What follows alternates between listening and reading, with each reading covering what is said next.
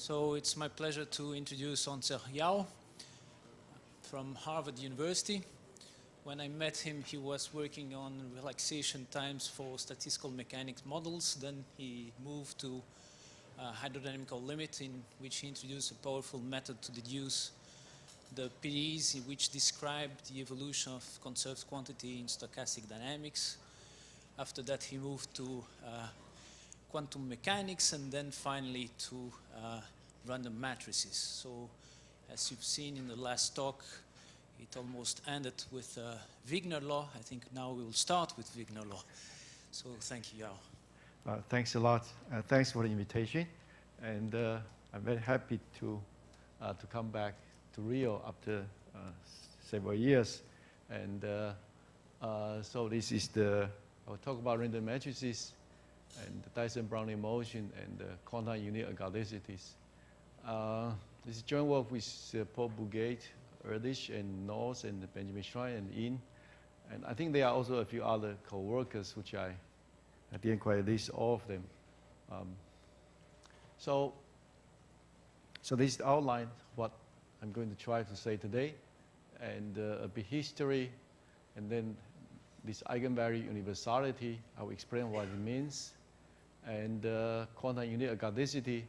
But I will only talk about this for random matrices, because actually for random graph, if you like, and that's because I don't know anything other than on the graph settings. And then there's also a connection between this QUE, this quantum unit ergodicity, and universality.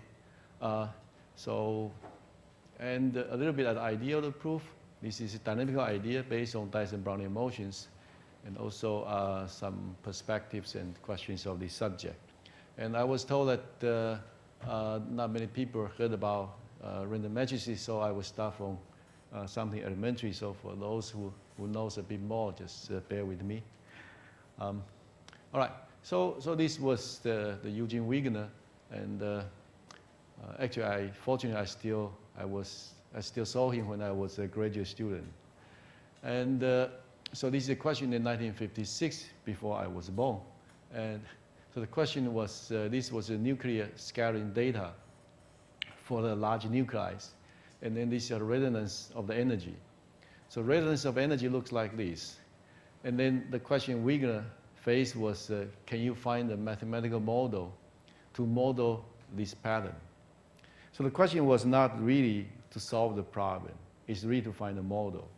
And the reason is, of course, you would like to solve the problem, but if you think about uranium, has 200, so you can imagine that the number of particles inside the nuclei are huge. And then even if I give you all the Hamiltonian and try to, then you will not be able to solve the problem anyway. So the question is, can we find some mathematical object to model this kind of patterns? But so I want to remind people, so of course, if you are working on probability theory, you know very well that the Poisson distribution, which are supposed to be uniform distribution, but actually it's not very uniform, really. It's, so to pattern this is a key question. So in what Wigner says is the successful energy level of large nuclei. What he says has universal spacing statistics that can be described by random matrices. So this was his grand vision. So what he says, if you look at this, the gap between energy here, actually there's a uniform pattern will appear. And this uniform pattern is the same as random matrices. So now, so this was the so-called Gaussian orthogonal ensemble. And because I'm talking about real, we can also talk about complex and so on, but let's try to do this for real in this. I also want to mention actually in random matrices, the real matrix is much harder than complex matrix. It's the opposite what you might think. So anyway, so real matrices so now is symmetric, and each one is a Gaussian. It's taking independent normal distribution, and so you normalize by expectation 0, and the mean is 1 over n. So the normalization, what I'm putting here is a bit different from in the previous talk. So you'll find some constants are different, or they are n somewhere here and there are different, but anyway. So this is normalization I put here. And then the eigenvalues are all order 1, because this is what I want to discuss in the problem. And this is called the Gaussian unity ensemble.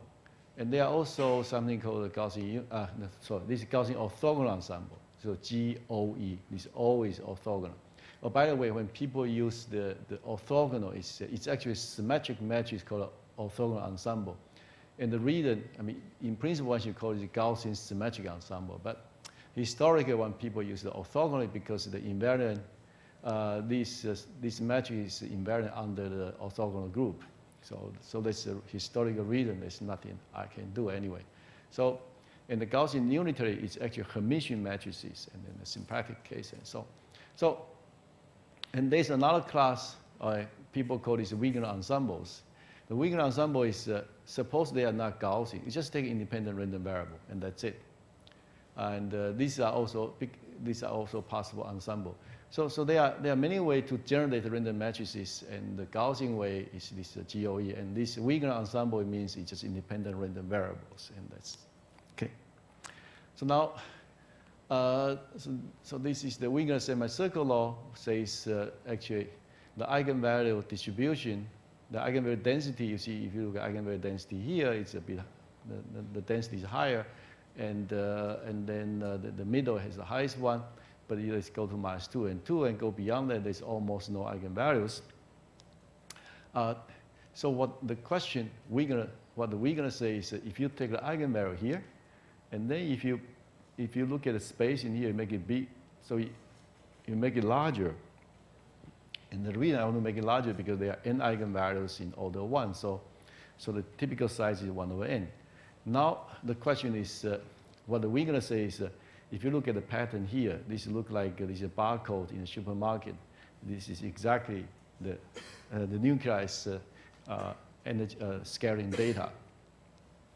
So the question is, what's the gap distribution of this level of these eigenvalues? So there was a formula when Wigner mentioned this. Then actually the important breakthrough is by Goldin and Mehta. Goldin and Mehta, they did these calculations, and then they find that you actually can compute the statistics at the level 1/n of eigenvalues. This is truly, if you think about it, it's truly amazing that this statistic at the level 1/n is computable, because anyone who is doing analysis knows that if you want to understand the problem of the extreme eigenvalue, usually is much easier than go to the inside. Once you go inside, it's very hard to do.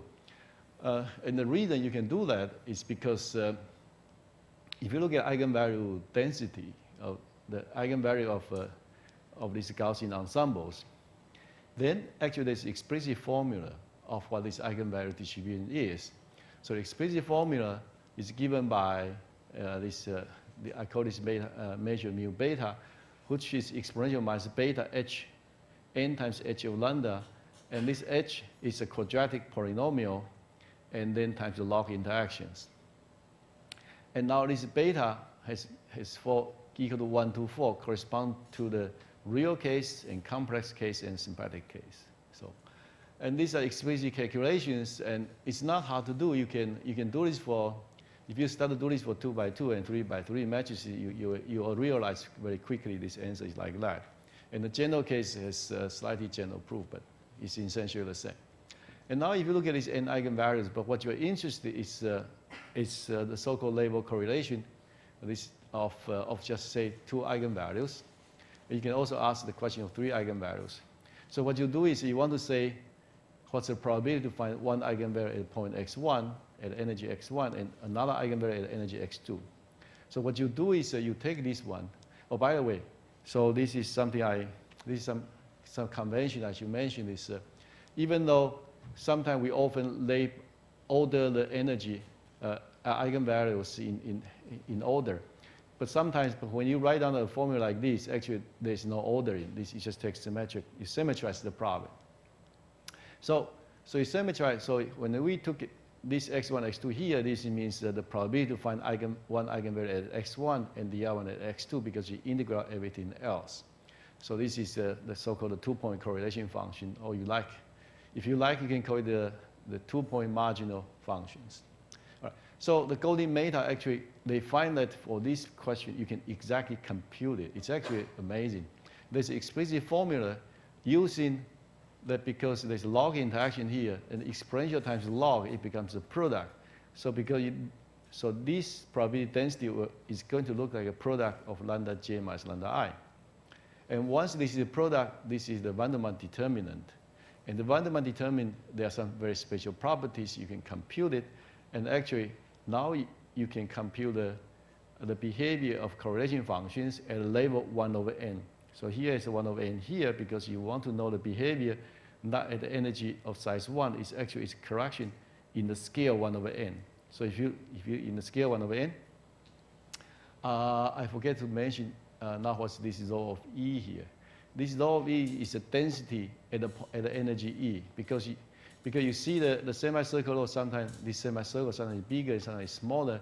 You want to normalize the problem so that they all look the same. So you divide by the local density. So if you normalize correctly, then the answer of this object becomes a determinant of SAI minus AJ, and this S of A is sine pi A divided by pi A. And these are the asymptotics of Hermite polynomial give you this result. And this was fantastic work by Golden and Mehta. And I show the answer here in the complex case because in the GOE, which is the real symmetric case, this formula is much more complicated. And this answer is correct as long as energy E is less than 2. And at the energy, when energy E equal to 2 is called H question, and it has slightly different, it has different answers. And then there's also work from the connection of this correlation function to the Penave equations, and this is the work by Jimbo, Miwa, and Morisato in the bulk. And also at the edge is done by Tracy and Whedon. And the famous Tracy-Whedon law nowadays people talk about a lot. It's actually following the work of Jimbo, Miwa, Morisato at the bulk. But the edge distribution has its importance in many applications. And so right now, this Tracy-Whedon distribution it appears in many places. So these are the random matrix, sort of quick introduction of random matrices theory and the local statistics. Now, so the fundamental belief of random matrix theory is the following. If you look at random matrix, now what people believe is if you take a highly correlated system, then you're supposed to see the random matrix statistics. This will be a new class of universal law. So what he says is, in probability theory, we always study the central limit theorem and the Gaussian behavior. But these are always for systems which are independent. But once you go out the independent object, everything is very difficult to compute. So the idea, so now this emerge becomes a new universal law. Is what he says is, as long as your systems are highly correlated, this is the opposite end, and then its behavior will be universal. It does not depend on the detail of the system. It will be only depend on the symmetry class. So this becomes a general belief and come out of this Wigner's vision. And then there's a very concrete question. It's called the Wigner-Dyson meta conjecture. It says, this is what I just mentioned. If you take a Wigner ensemble, then these metric elements are independent instead of Gaussian. Then the question is, do you get the eigenvalue statistics which are the same as the Gaussian ensembles? So these are the question. Now, you can view this as in a way, this is almost like a central limit theorem. Says if you take an independent random variable, it's going to be taken in the limit, it becomes a Gaussian. Independent, whether or not the distribution of x1 to xn, it doesn't really matter as long as they are independent. But now, so you can view this as a new class of something parallel to the central limit theorem. But on the other hand, it is for the highly correlated system. So this is the question. And so that's why we put so much energy, and actually many people put a huge energy into the question. The reason is simply because this would be, at least we are hoping this will be a new class of universal law. Right. Now, by the way, these are experimental data compared with the Gaussian, the GOE statistics with the histogram of the energy gap. It's actually pretty well. So I want to mention. I think this conjecture was you can clearly visualize why the random matrix statistics will come into the question. So there's a question called either you call it quantum chaos or you call it Anderson model. They are different. These are different models in different conjecture, but they're actually the same thing. Talking about similar. So you take a Laplace operator on the ZD. So this means it's discrete Laplace operator. And then you can put it in finite volume because otherwise it's harder to talk about it. And then you take the volume, go to infinity. So at every lattice side, you put a potential. And so in a diagonal. So this V of omega is a potential term, and which are random. And then you put the strength lambda. So lambda, when lambda is very large, the randomness is very large, and when lambda is small, randomness is tiny. So then the conjecture is, if you take this is called Anderson model. So if you take this Anderson model and then you take lambda very small, in dimension 3 or higher, then the eigenvector is supposed to be delocalized. Delocalized means the eigenvector are sort of everywhere. It's not localized in one place. But then in these regions, one expects the eigenvalue statistic is the same as the Gaussian orthogonal ensemble. And then on the other hand, when this lambda is large, then this term dominates. So you can imagine the system is basically like there's a diagonal matrix. And the diagonal matrix, then the eigenvector will be localized, and then the eigenvector will be localized, and eigenvalue statistic will become the Poisson statistics. So this part has a Lasso's theorem to do to show that this is actually correct. And but on the other hand, in the other region, when lambda is small, you will get the delocalizations and also get the GOE statistics. There's absolutely no result. It's so bad that nobody has ever constructed an eigenfunction for random potential which are delocalized. So there's not even a single example. On the other hand, you expect this is universal. Okay. So here you can see that so now this is clearly see that in one case it's almost like ID random variable, and then you get Poisson. In the other case, it becomes random matrix statistic. So that's the reason I mentioned this example. And then there's a similar conjecture, quantum chaos conjecture. You talk about Laplace operator in the domain, and then you will also have some GOE statistics and also these Poisson statistics. The random matrix also appear in the this probably people always like to mention these Riemann zeta functions, the zero statistics. Actually, they are basically the same.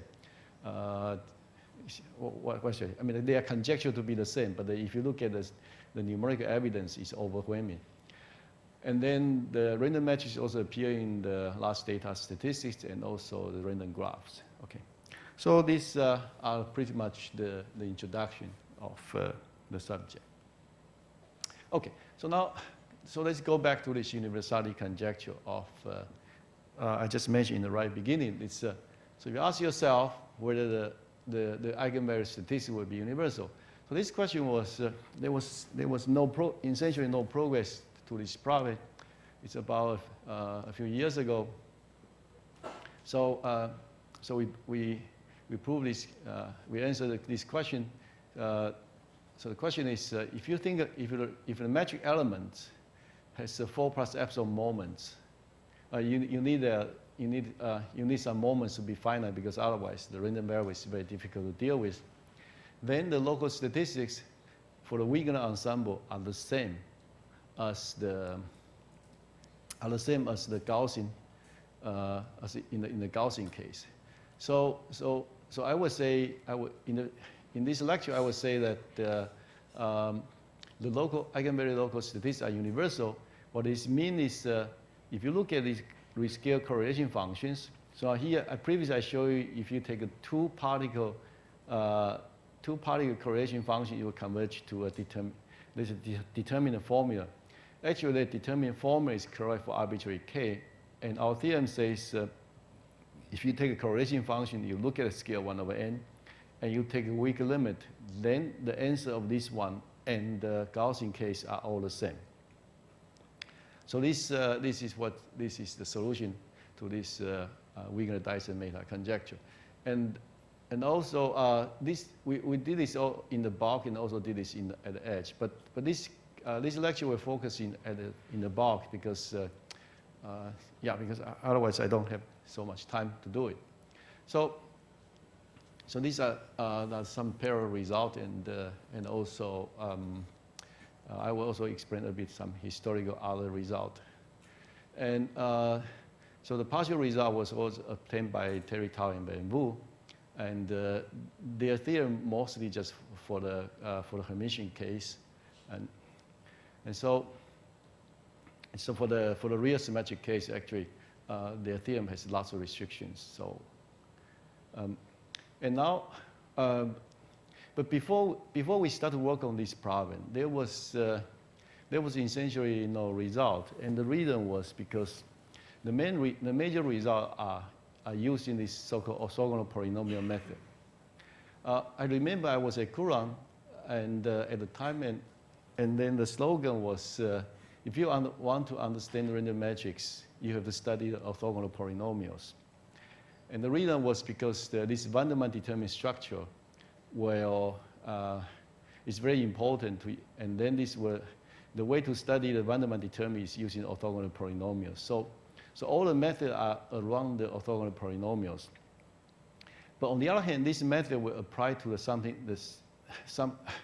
I didn't really quite explain this terminology called invariant ensemble, so because I don't quite have time. But this will work only for the invariant ensemble. On the other hand, the Wigner matrix is non-invariant. And roughly speaking, this invariant ensemble means you have if I go back here, yes. The invariant ensemble means the problem is given by a Coulomb gas, except that this quadratic function is changed by some other functions. So in this case, you can use because in this case this log interaction is there, so you still can use all this van der Waals determinant method. Otherwise, there's no other method to do it. So that's why this orthogonal polynomial method is quite restrictive, and this we are. So the way I will try to explain what's our proof, and hopefully I can give you a little bit the idea. And also we extend this method to sparse matrices and there's something called the beta ensembles, and it's also this edge universality. So let me try to pick up one applications, and then this is the D-regular graph. Okay, so now for D-regular graph, now in combinatorics, there are many ways to generate random graph. One is Erdős-Rényi class, the other one is D-regular. So I pick this D-regular because it's much harder. And so every theorem I'm saying here also correct for the Erdős-Rényi graph. So if you take a random D-regular graph, now you can see that at every edge there are 1, 2, 3 edge. So these are random 3 graph. And so you can imagine you just put the probability measures and to select simple random D-regular graph. And you consider these so-called adjacency matrices. You put 1 because this is non-oriented, so you put 1 whenever there's edge, and you put 0 is otherwise. And now you consider this. You consider random matrix coming out this adjacency matrix, and the law of metric element is given by the rule of this random D-regular graph. And here I make some normalizations, but you don't have to worry about this because it just normalizes the problem in the correct way.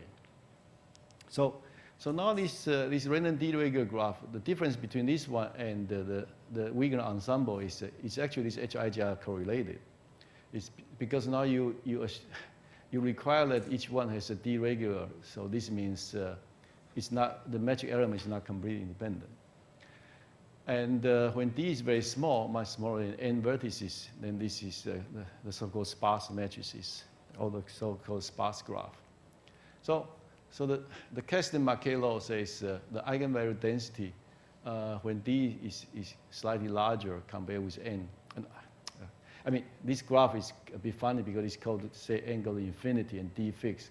So so it says when D is getting larger and larger, it becomes more and more like a semicircle. Otherwise, in the beginning, it's not.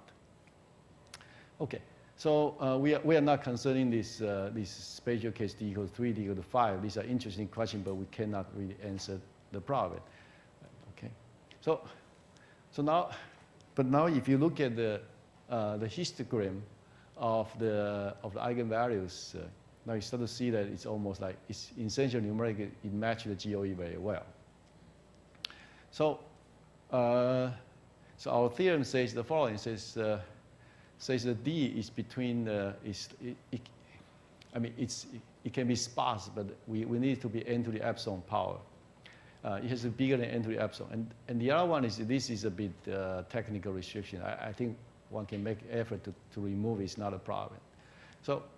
So as long as your matrix is not too sparse, not too sparse means n to the epsilon. And of course, you can really, what we can really do is log n to the some power, but anyway. So as long as the matrix is not too sparse, and then the eigenvalue statistic of these adjacency matrices is actually the same as the Gaussian orthogonal ensembles. So this actually was this preprint is this year. So now it's actually very interesting. One thing quite interesting is the following. If you look at eigenvalues of each individual one, so let me try. So what we prove is this gap is actually very stable. If you look at the gap between this adjacency matrix and the Gaussian ensemble, they have the same distribution.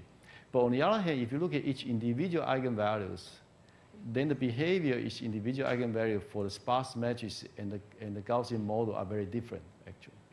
Their gap are stable.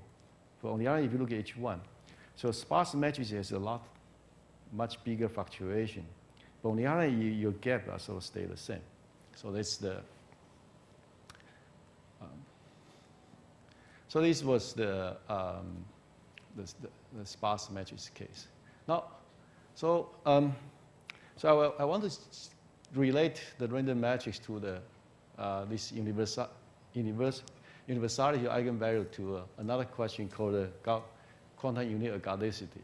So this was formulated by Ludwig and Sarnak, and they say that if you take this negative curvature compact Riemannian manifold, then the eigenfunction. If you take eigenfunction of Laplace operator, eigenfunction always means the Laplace operator. So take eigenfunctions, and then you find this eigenfunction in a large energy limit, you become flat. So large energy limit of eigenfunction, they are completely flat. So this was the conjecture. Now this conjecture is far from being solved. There was almost no partial result. The partial result are mostly in the arithmetic case, and then there are some estimate by but then there's something called average QUE, and okay, I will not go into detail, but anyway, so there are many people who work on this, but mostly the result in the arithmetic case, and so now what we are trying to do is just to take this question of asking whether the eigenvector, or eigenvector can become uniform distributed.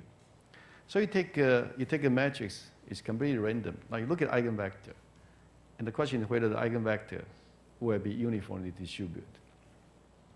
Now if you ask this question for the Gaussian case, the answer is yes, because in the Gaussian case, you know the eigenvector is actually exactly distributed by by the unity UN or its ON orthogonal group. So as long as it's uniform distribution in the orthogonal group, then it's basically completely uniform. So there's nothing to worry. Now the question is, if you take a Wigner matrix, then do you know this is correct? Or you can, or more generally, you take a random matrix, which it doesn't have to be Wigner. Wigner means, by the way, when I say the Wigner ensemble, Wigner random matrix, it means this matrix has all the elements, and every element are random.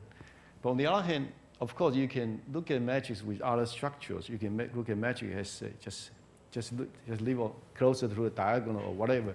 So they are different structures, and then they will be different. So roughly speaking, there seems to be, people believe that there's a close relation between the eigenvector to be delocalized, to be uniform, distributed, and the random matrix statistic for the eigenvalues. And it seems that that if you get the QUE, then it will imply the random matrix statistics for eigenvalues. On the other hand, random matrix statistics for the eigenvalues, it's not clear that whether you will always get the QUE.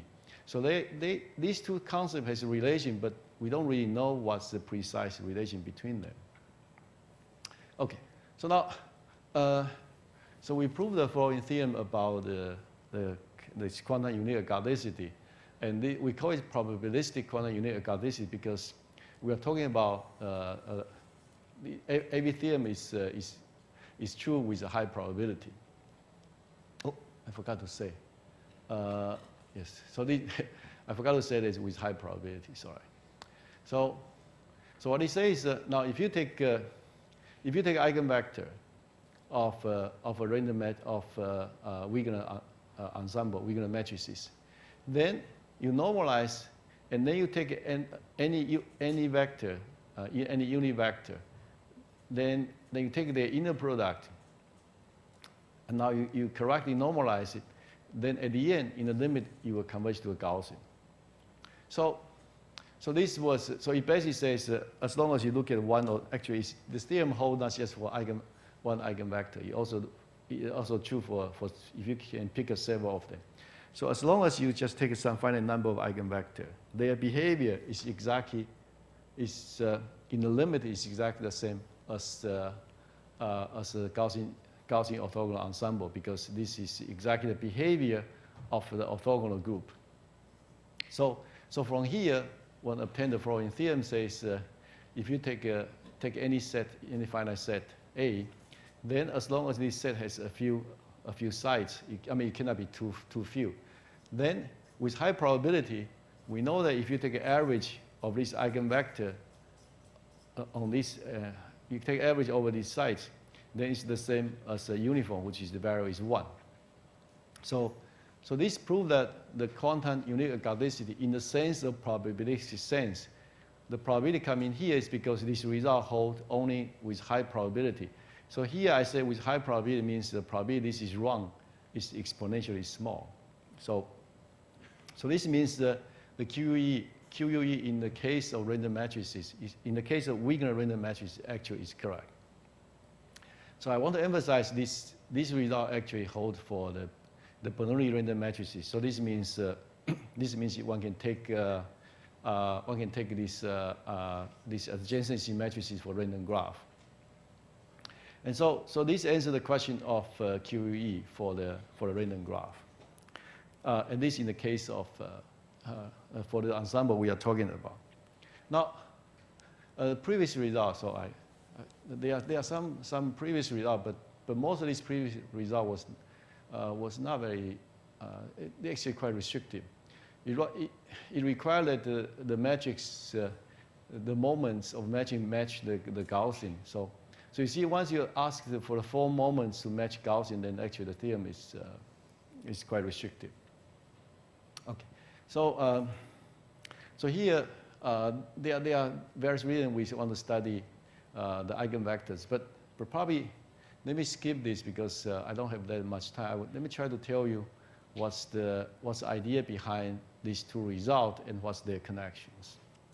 So So now I want to mention one class of model called the band matrix. And then the result here, you will see that the importance of the result here is you will be able to see the connection between the QUE and the random matrix statistic.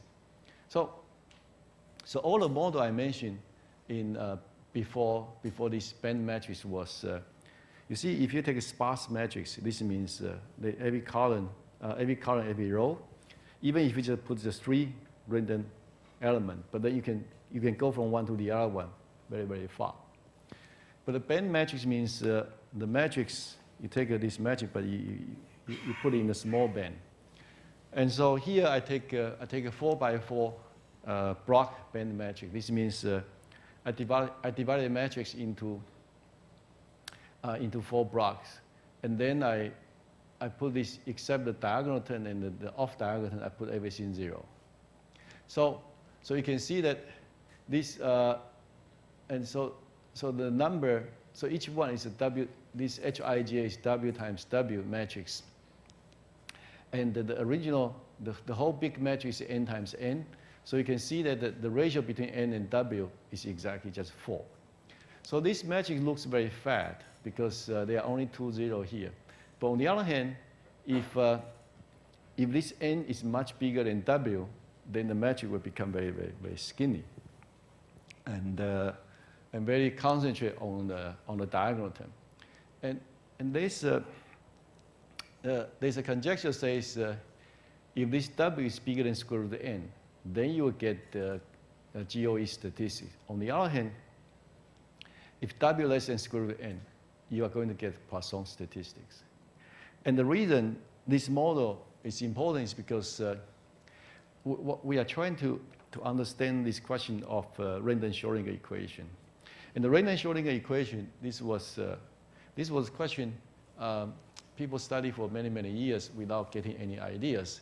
And so the band matrix, the idea of band matrix is, you see, if the band is very big, then it's become the Wigner matrix. So it's the same as. And now if the band is very, very small, it starts to more and more mimic this random Schrodinger equation. Because random Schrodinger equation, this Laplace operator only has connect to the nearest neighbor and plus the diagonal term. And in one time, and then, so this one has a very precise conjecture, this W bigger. So, and now what we can do, it looks quite funny, but it looks a bit far, it's very, very far from this conjecture. But this is, but it took a long time so that we are able to do this. Now suppose, if you look at the ratio between n and W, as long as this ratio between n and W is bounded as n goes to infinity, then the statistics of this matrix and the Gaussian orthogonal ensemble are the same. So there are some previous results, and this was, I think the most important one is this result by Shabina in last year. Then she proved that this is correct for the complex case, and she assumed that the matrix H is Gaussian. Now, but her method is actually very, very strange. It's probably, she used the supersymmetric method, and this means there are this Grassmann variable and Grassmann integration. And this method was predicted by the physicists to be the correct tool for this kind of question. And so the physicist has a lot of heuristic calculation based on supersymmetric method, but she was able to answer in the context of, in this case, in the complex Gaussian case. So, this is just repeat what I said. This is not a mean field model, and so that's why it's important. Okay. All right. So now the way we look at this problem is because. So now let me see. So I just say a few words, and because I don't have much time, so maybe roughly speaking, so we look at the matrix and we write a big matrix into a 2x2 matrix, and this A is a W by W matrix. And roughly speaking, if you look at these eigenvalue equations, and and now you can look at this equation. You can just look at the component of W. Then you find the W satisfy this equation. So eigenvalue is here and also here. Now, if you look at the question, change this lambda j to a fixed eigenvalues, and this question is much easier to study because our tool is very well developed for the matrix which has full size. So for a matrix with full size, we can understand the eigenvalue of this Kesi j of E. So if we can find, so now this Kesi j of E and this lambda j, their relation is, you find that if this Kesi j of E is equal to E, if these two numbers are the same, then this if and only if this will be eigenvalues. So the key is, so we find the following relation is, if you look at this curve, Kesi with respect to E, and the other way you look at the diagonal term when Kesi equal to E, this intersection point are exactly the eigenvalue lambda j. On the other hand, if you fix the energy E naught here, and then you look at eigenvalues, so there are eigenvalues here, and these are eigenvalues we can study. So the quantum unique ergodicity comes in here, says if you can prove this quantum unique ergodicity, then this will imply that the probability law of this lambda j, this red point, and the probability law for these blue points, actually up to a scaling, they are the same. So roughly speaking, so what we are saying is the QE actually will be a key object to link the connection between the eigenvalue statistics of this large matrix and the small matrix, and this is how we can prove this. How we can prove this band matrix has a random matrix statistics. So right now, so I will try to say a few words about the ideas and also how we view the random matrix question and how we prove these theorems. So of course, I cannot say very much, but at least I will try to say a few key concepts here. Now, to study the eigenvalue statistics to be universal and to converge to a Gaussian case, the key object is the Dyson Brownian motions. So the Dyson Brownian motion I will mention in a few minutes what it is. And then the proof of eigenvalue universality goes through the following three steps. The first step is you want to estimate the green functions of the matrix. Now, of course, I mean we all know that if you can estimate green function, then you basically solve the question completely. But what I say here is because we want to understand the eigenvalues at the scale 1 over n. So we put the spectral parameter z with energy E plus I eta, and E is what we are interested in, and we put this eta slightly bigger than the scale we are interested. This n to the minus 1 plus epsilon. So as long as you can understand the green functions at this scale, then you get some ideas of the eigenvalue statistics. And this is something similar to if you are doing the PDE, this is basically a priori estimate on the problems. So you first need this a priori estimate on the problem. And the second step is then you study the problems of this eigenvalue statistic by look at the Dyson Brownian motion. So this I will say in a few minutes what it is. And then the third step is this Dyson Brownian motion will give you some dynamical result, and this dynamical result is not enough, and then you need some initial layer to study it. So I think step 2 and 3 is hard to explain what it is unless I tell you what's Dyson Brownian motion. So I will start to say what it is. And step 1 is a more technical question, so I will not say anything about it here. So this is Freeman Dyson, and by the way, he has no PhD degree. So you look at we always look at Brownian motion all the time, and so here's a way one look at the metric version of Brownian motion. So you take a metric which is symmetric, And then you can look at the Brownian motion. And then here I add one term of HT itself just to make it Ornstein-Uhlenbeck, so that I have an invariant measure, which is Gaussian. Anyway, but this is something quite natural. So roughly speaking, you just take a metric version of the Ornstein-Uhlenbeck process. So take a metric version of the matrix. And now remember the Ornstein-Uhlenbeck process, you can solve the problem exactly. So this one is also the same. The probability distribution of H of t is the same as the initial data H0 and plus the Gaussian plus this B of t at B at time t. So if you take a V is the Gaussian orthogonal ensembles, which means this B1, then the H at time t distribution is the same as the combination of these two. So you can see that the probability distribution of the metric Ornstein-Uhlenbeck process at time t is given by initial data plus a Gaussian component. And you can see the Gaussian component is very, very tiny when t is small, and it's very, very big when t is large. Okay, when t goes to infinity, this one will be 0, and then what you are left is a Gaussian piece.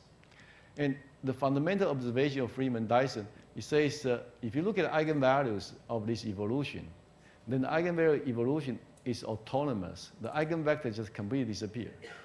So there's no eigenvector here, and there's only one eigenvalues. The eigenvalue has a system of stochastic differential equations.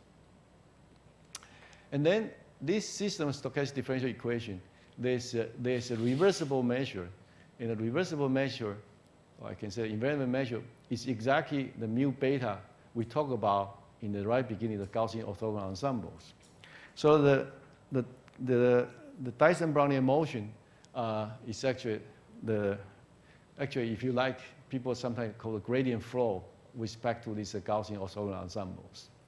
And then here now this general, this beta can be general, but let's put beta equal to 1, and which is orthogonal ensemble. So Dyson has a conjecture. Its time to local equilibrium for Dyson Brownian motion is n to the minus 1. So this is actually quite, is very, very, so it says if you look at this Dyson Brownian motion, you run the system, you will immediately reach equilibrium. It's so fast, it's n to the minus 1. So if you look at this back here, if you think about it, if this n is n to the minus 1, then this one is already like a Gaussian behavior. So it's n to the minus 1. If you look at n to the minus 1 here, the Gaussian part you put in is tiny. It's 1 over square root n of Gaussian part. So this is, it's actually a nightmare for people to do the experiment. What he says is if you take a matrix which is not random, if you add a random Gaussian piece, which are the noise strength only has to be 1 over square root n of the signal. Then you will destroy all the information about the eigenvalues. So this is Dyson's conjecture, which was, he didn't really state it precisely, but he mentioned this scale in his 1960s papers. And then we proved this is actually correct. So we proved that at very, very small time, and it's already reached a local equilibrium.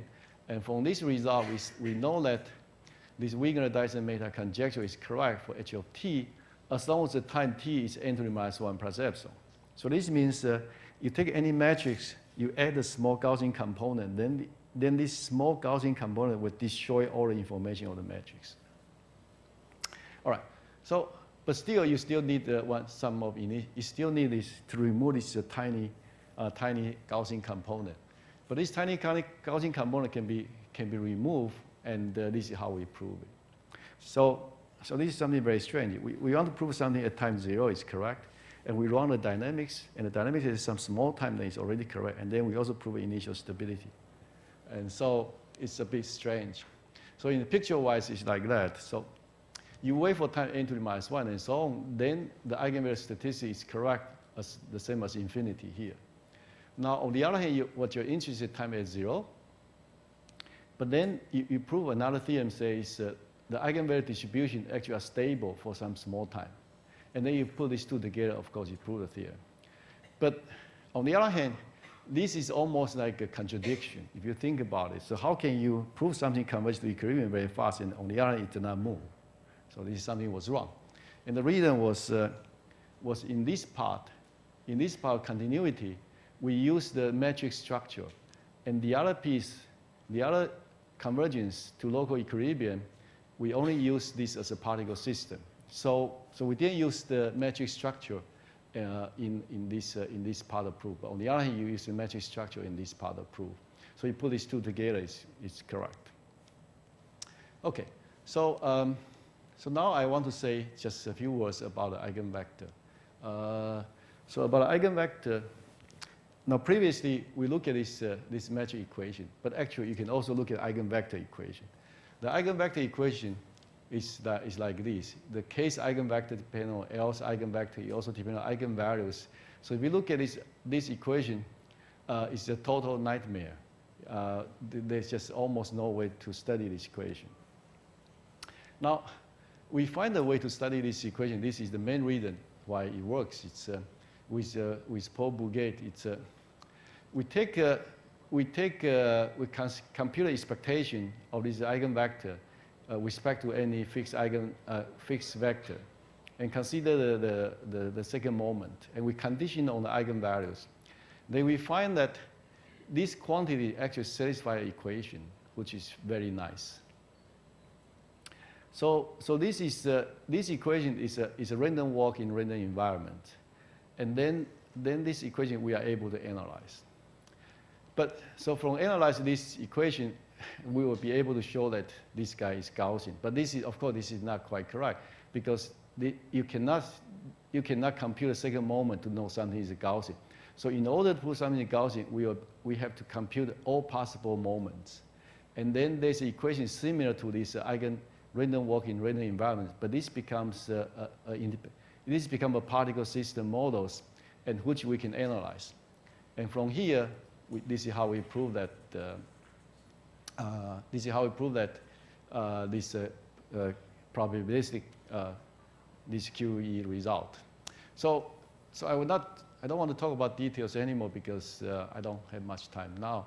And so let me just try to summarize what we did, and also mention what exactly what's going on here. Now, we are interested in two questions. One is the eigenvalues. The other one is eigenvector. For eigenvector, you want to show that it's a nice uniform object. And for eigenvalues, you want to show that it's universal behavior of distributions. And they are both, in a way, they are both some sort of universal, you want to show some universal behavior of random matrices in some way. And then the key is to consider the dynamics of the problem, because in the right beginning, you don't have a dynamics. You just as a matrix, there's no dynamics, but you introduce it. You introduce the dynamics, and then you prove that this Dyson Brownian motion will converge to equilibrium very fast. And then you prove an initial layer continuity result, and this is how you show the eigenvalue statistics are universal. And for the QE, it's actually the same. Here I put down what exactly we prove for this random walk-in random environment. We actually prove there's a Herder regularity of this flow. And again, we use some continuity of initial data, and these two put together to solve the problem. So this is very different from people using the flow. Essentially, in most cases, you use the flow to study a problem, time-independent problem, is because you take a limit as time go to infinity. But now what we are doing is the opposite. Instead of try to study the problem time go to infinity, because you know the infinity, this is what you want. So you want to study your problem which are time independent. So and then you put the dynamics, and then you show that if you wait for some small time, it's already reached infinity. On the other hand, you show the initial layer, it did not change very much, and so it can bridge from time 0 to infinity. So this is the idea. And I want to end with this quote by this George Uhlenbeck. At the time when Wigner proposed this idea, and the Dyson and so on, they worked very hard on this random matrix theory, he was very suspicious about the whole thing. He thinks this whole random matrix theory is total nonsense. This is his reason. His reason is that if you look at the Wigner ensemble, it gives a completely wrong answer for level density. Why do you believe any of the other prediction of random matrix theory? Because if you look at the semi-circle law, the semi-circle law is very special. If you change your problem, you're not going to get semi-circle law. So it can be completely different. And now we know why his objection is wrong. The reason is because even though the eigenvalue statistic, global statistic can change, on the other hand, if you look at the label small distant behavior, then it's exactly the same. So that's why we are emphasizing very much everything we do, our theory has to be local in the sense that it only has to depend on local behavior of energy. You cannot depend on the global. And then, and the other thing is, the reason the QE becomes so important is because you want to go beyond the mean field theory. The mean field model means your metric has metric element everywhere. So once your metric model is not mean field, then it's much harder. So the two key questions is how to answer the random metric is a mean field model, but now you want to extend to non-mean field, and so that's why we need QE. And the local theory is this something we have been always trying to do is to always just, the problem has to be local. And there are a few basic open questions, but I will stop here. So thanks.